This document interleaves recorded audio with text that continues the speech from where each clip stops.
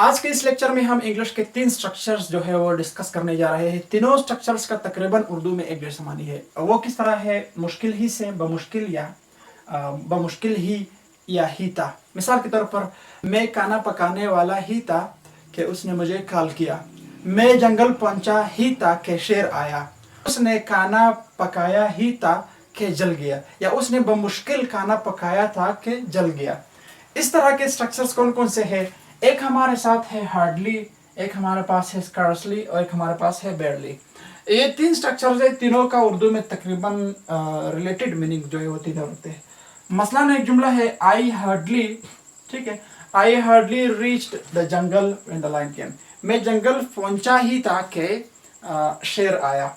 यहाँ पर फिर एक वर्ब है रीच्ड, ठीक है। इसका फर्स्ट फॉर्म जो है वो रीच है, ठीक है, रीच।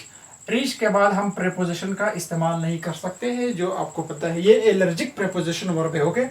इसके बाद हम डायरेक्ट प्रेपोजिशन का इस्तेमाल, कोई भी प्रेपोजिशन इस्तेमाल नहीं करते हैं। वरना हमें यहाँ पर कोई और अगर वर्ब होता तो हम उसके बाद टू का इस्तेमाल करते थे, टू द जंगल, ओके। और इसी तरह है शी स्कैर्सली कुक्ड फूड, उसने बमुश्किल ही खाना पकाया था व्हेन इट बर्न्ड, के वो जल गया, ठीक है। इसी तरह या बमुश्किल ही या मुश्किल ही से उसने खाना पकाया था कि वो जल गया। इसी तरह we barely reached the Quetta, हम बमुश्किल ही या हम मुश्किल ही से कोयटा पहुंचे थे व्हेन इट स्टार्टेड फायरिंग, के फायरिंग शुरू हो गई, ओके। यानी फायरिंग की आवाज आ गई या उसने देखा है, ठीक है।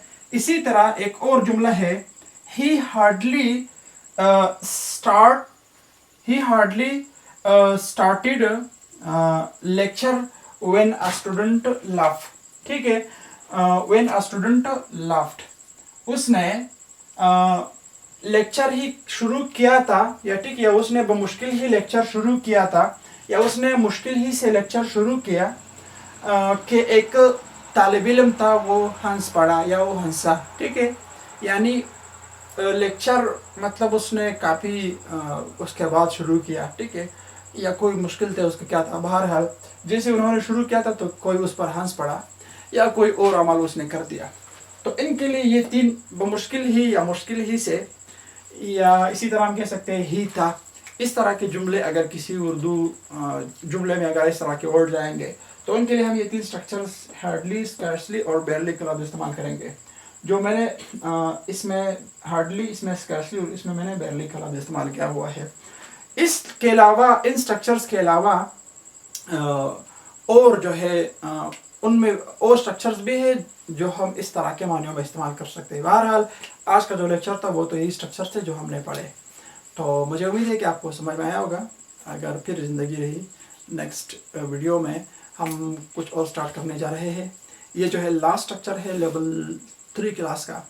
उसके बाद हम इंशाल्लाह कोई और टॉपिक जो है, कोई और कोर्स से रिलेटेड कोई और जो डायरेक्ट इनडायरेक्ट है, कंडीशनल सेंटेंसेस है, या इस तरह का और चीज़ें जो है, इस तरह के और चीज़ें ग्रामर में होंगे, उनको हम इंशाल्लाह पढ़ेंगे।